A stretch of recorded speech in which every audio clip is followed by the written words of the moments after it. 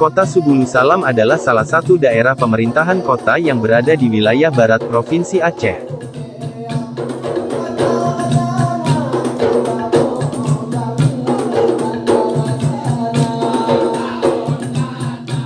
Kota Subulu Salam berkembang cukup pesat dalam segala bidang.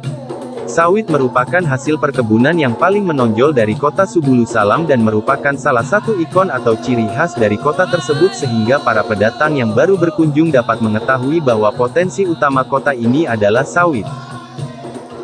Kota Subulu Salam merupakan kota yang strategis. Secara histori konon pusat kota Subulu Salam dulunya berada di Runding.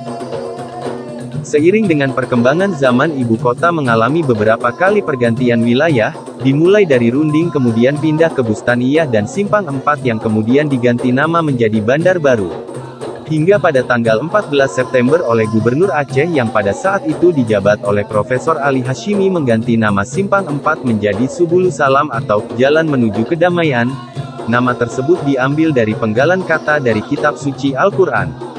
Disahkan dengan surat keputusan gubernur pada tanggal 14 September tahun 1962.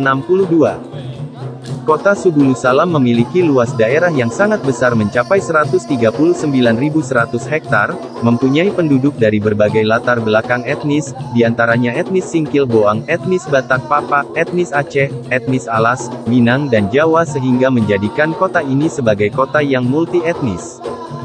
Kota ini dibentuk berdasarkan Undang-Undang Nomor 8 Tahun 2007, pada tanggal 2 Januari tahun 2007.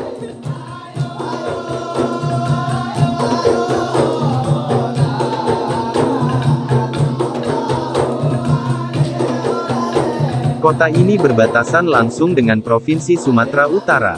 Sebelah utara kota ini berbatasan dengan Kecamatan Lawe Alas, Kabupaten Aceh Tenggara dan Kabupaten Dairi, Sumatera Utara. Sebelah selatan Subulu Salam berbatasan dengan Kecamatan Singkohor dan Surobaru, Kabupaten Aceh Singkil. Sebelah timur Subulu Salam berbatasan dengan Kabupaten Dairi dan Kabupaten Papa Barat, Sumatera Utara dan sebelah barat berbatasan dengan Kecamatan Trumon dan Trumon Timur, Kabupaten Aceh Selatan.